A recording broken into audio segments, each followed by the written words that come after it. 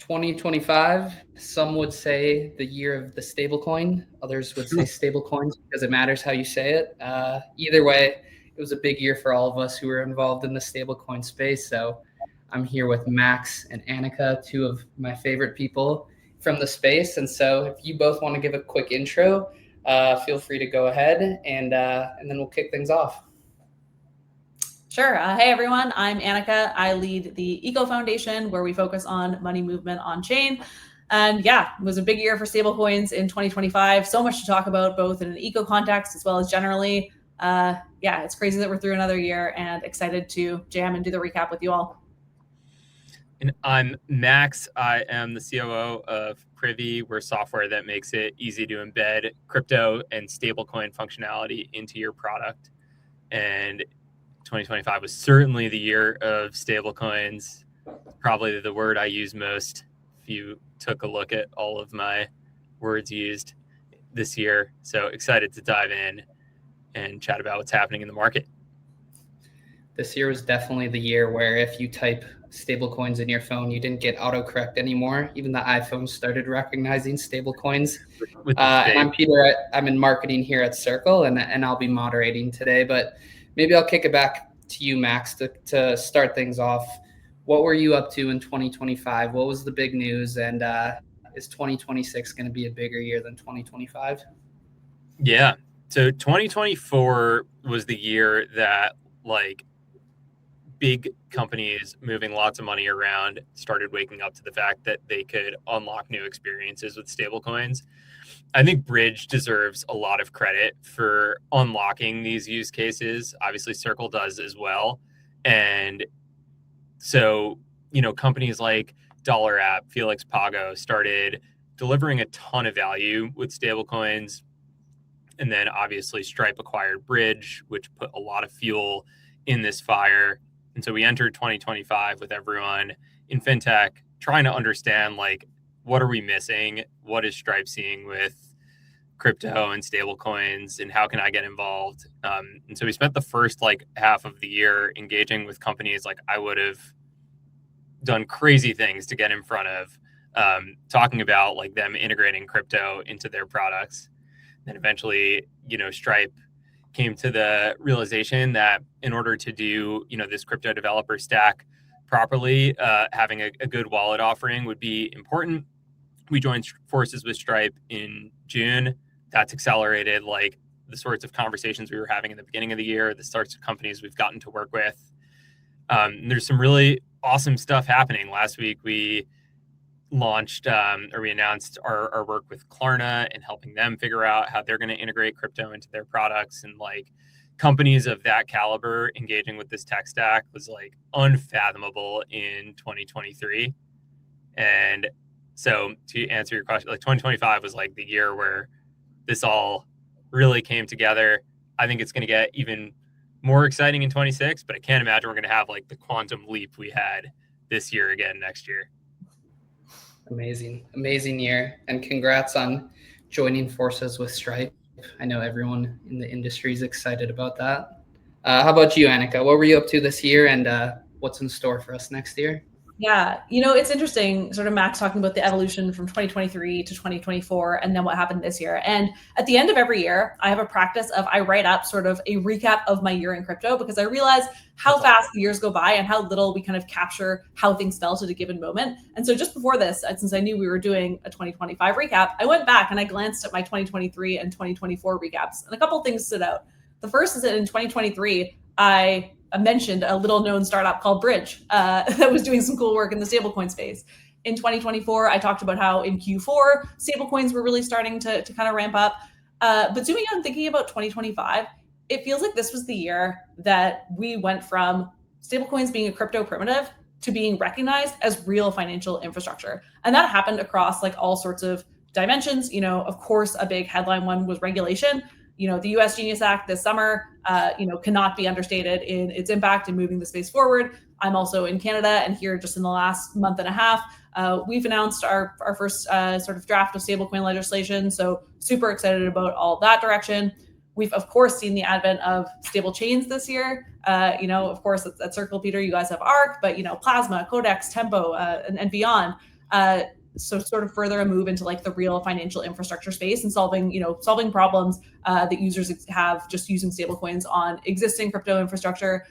Of course, we also saw, M&A and markets activity, and Peter Circle went public this year. It's just crazy the level of progress in terms of kind of movement towards real financial infrastructure. And I was thinking about an analogy of like, it feels like in 2024 we kind of like hit the makings of a dinner party. Like, there's somebody's making something in the kitchen and, there's snacks coming out. But in 2025, we like set the table. Like the table is beautifully set and like everything's ready, but we're still not like having the party yet. So that's kind of how I'm feeling heading into next year. I love that. We're ready to party. Yeah, I'm doing a lot of like 2025 recap stuff now that we're in December, and it's just amazing how much stuff has happened this year. And just looking back to like the first half of the year, that seems like such a long time ago to even see what happened then and all the progress that we've had. But Max, you mentioned that 2025 was like a quantum leap for stablecoins. What was your favorite thing? You might be biased in what happened in 2025 with some of the stuff you all did, but what was your favorite thing that happened this year? Why does it matter, and why did it really set the stage for stablecoins? My favorite thing that happened this year.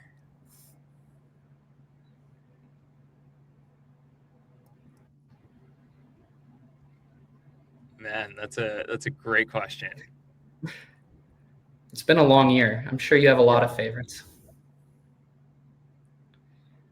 I'll say my biggest thing that I wish I would have seen from you this year is I wish I would have seen you on Cheeky Pints. I was sad when I didn't see you. Henry was on Cheeky Pint. And yeah, Henry did a great job. It was such a good conversation. That's a much better show. So Max next. Yeah, that's a 26 goal for sure. I've been on the set. Yeah. This like the market is, I joined crypto in 22 because I was building products on Brex on top of the financial stack that Brex is built on. And I saw all of the pain points that come out of how inefficiently money moves around. Like we had a product called Instant Payouts where Brex customers could connect their Amazon, Shopify accounts. We'd get real-time visibility into their revenue, deposit the cash, and then when the payout would hit, we'd collect against it. So the value prop is like faster access to your earnings. And our customers were paying 1% to get like 3 to 5 days faster access to their earnings, which is like a triple-digit APR. We had to charge that because it was a risky product to offer, and so that's how we made it profitable. But the whole reason that product needs to exist is because ACH is just a slow money movement rail. And I was like, this is absurd. If crypto delivers instant settlement and like nothing else, then this problem that people are willing to pay triple-digit APR to solve just goes away. And so it's like, okay, there's like, if we can build something that delivers that value to the world, that's like the most impactful thing I could be working on. And we just had the Stripe like holiday event last week, and they do like a product state of the union on that event. And like a third of the content was talking about crypto and stablecoins and how we can transform financial infrastructure with this new tech. And like when I was jumping into Privy, like my highest hope for what we would be building like pales in comparison to like the financial company of the moment spending a third of their like productive energy on this content. We built a really cool demo where we gave an AI agent a wallet that would pay people micropayments every time they told a joke. And then the velocity of those micropayments would stream based on how much like reaction that joke was getting in Slack. And like that demo of like having an AI agent managing a wallet, responding to events happening on the internet. And then those micropayments were getting converted into fiat on the way in, showing up in the Stripe dashboard instantly. Like that sort of experience, like catalyzing a whole, massive product team on what we're going to build next year. Like that was just such a pinch me type moment that we've come this far as a market. So that was, if I had to think back to like this is so satisfying where we're at moment, it was that. I think too, Max, here, as we zoom out, it's so interesting to reflect on, you joined crypto in 2022. Like, that would have been before the Ethereum merge even happened, right? That was in September 2022. We had a Privy team bet about the merge, I remember. Before prediction markets were, even half as popular as they are now. We had a big bet about what would happen post-merge. Andrew on our team was right.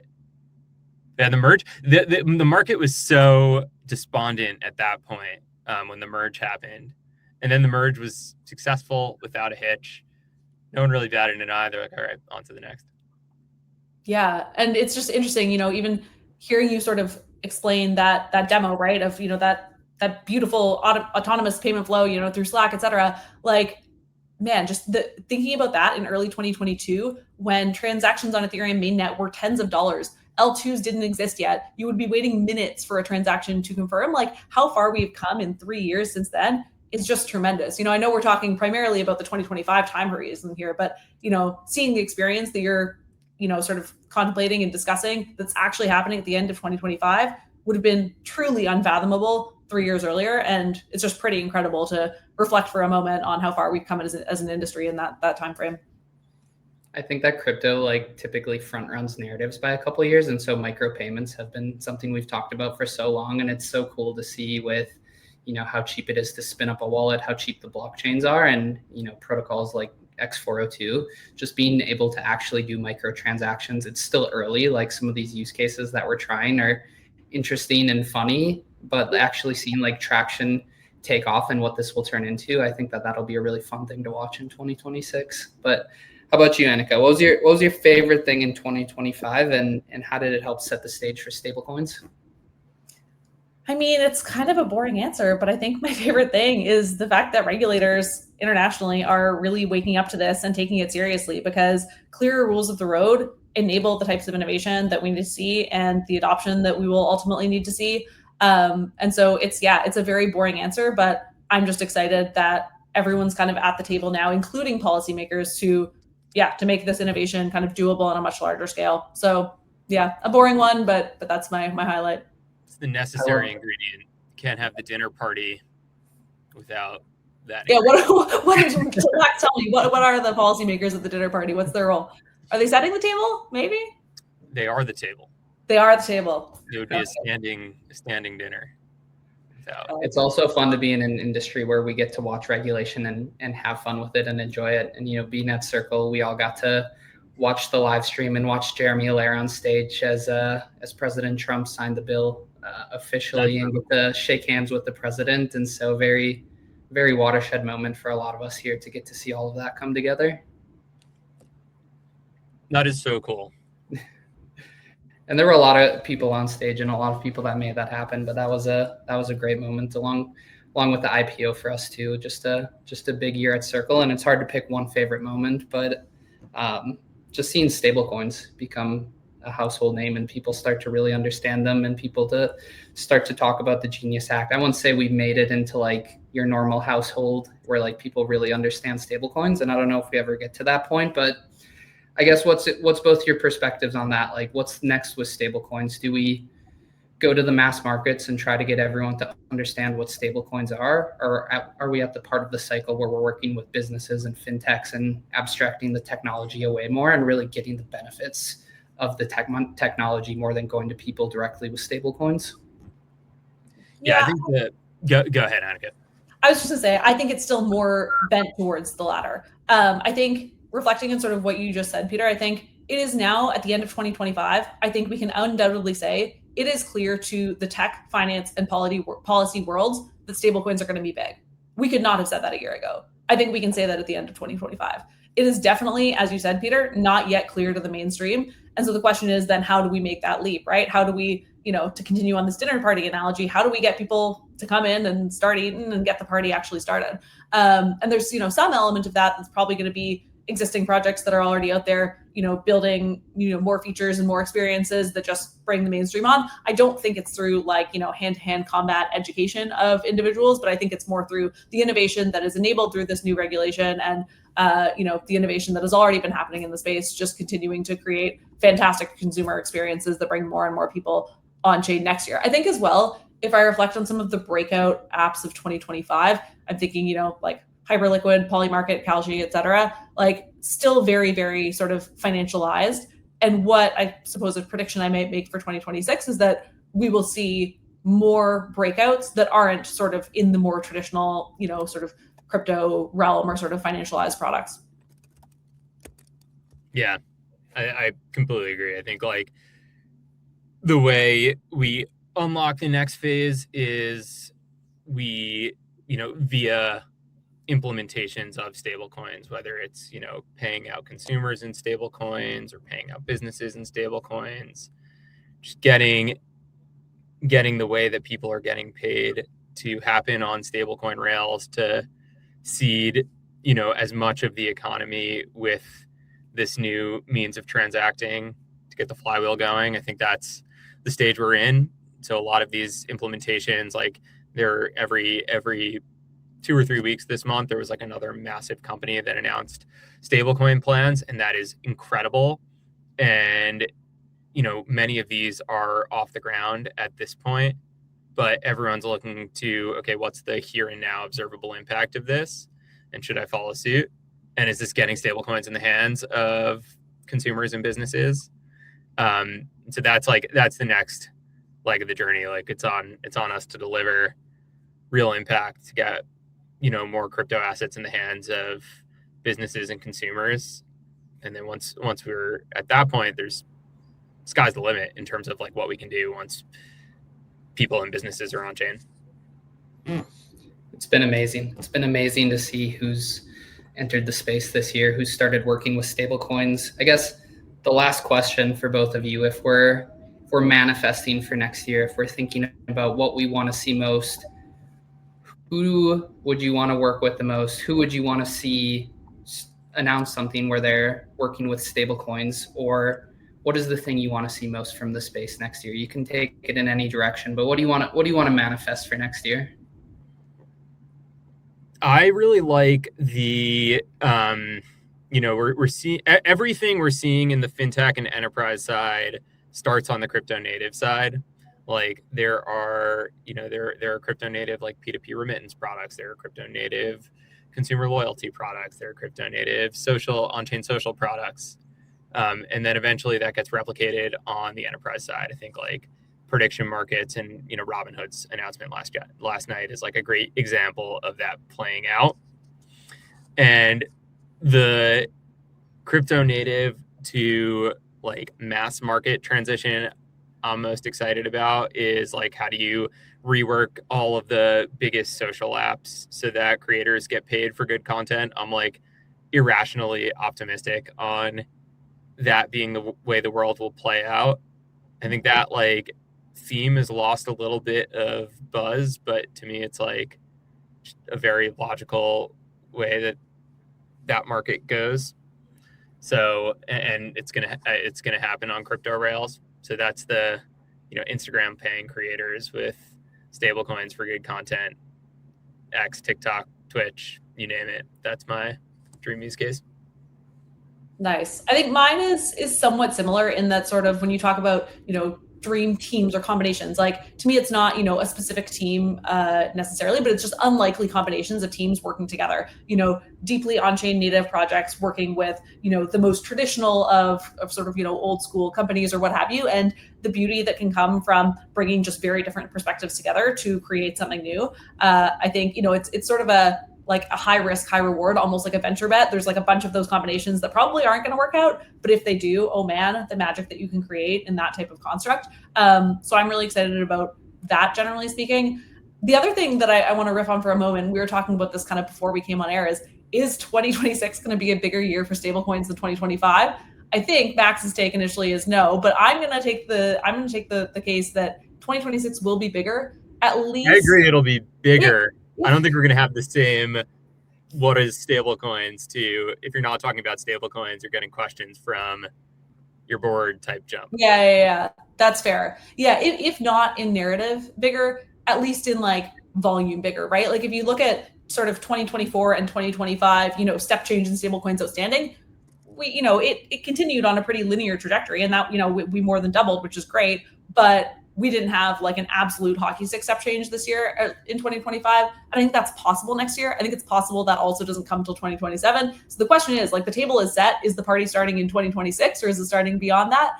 I'm going to take the bet that it will start at least in some form in 2026 in terms of mainstream, but I am notoriously early on these things, so we shall see. Nice. Max, I'll come back to you quick. I'll let you respond to, will 2026 be bigger than 2025? It's going to be bigger, but it's hard. Like, this year has been such an acceleration in mind share and engagement. It's hard to imagine we have like an equal leap in 2026. I'd be very pumped to be proven wrong there. But I think 2026 is all about, like, we've got all these people putting, stablecoin products out there in the market. And now it's, on us to deliver impact from those. And then that's going to catalyze the next wave. Totally. And I think to Annika's points on like teams that get to work with stablecoins now, at least I've seen this year where stablecoins have gone to a project within innovation labs, within large enterprises and corporations, to something that core teams and core functions are working on, whether it's product teams or whether it's treasurers or whether it's, a lot of these different functions that touch money movement in some way, shape, or form, that have to think about their stablecoin strategy and what they're going to do with it. And so moving beyond the innovation lab and within to some of these core teams, I think is huge. And I know that's time for us. Max, Annika, thank you so much. Congrats on the amazing year for both of you, and looking forward to seeing you in 2026 and see what both of you do.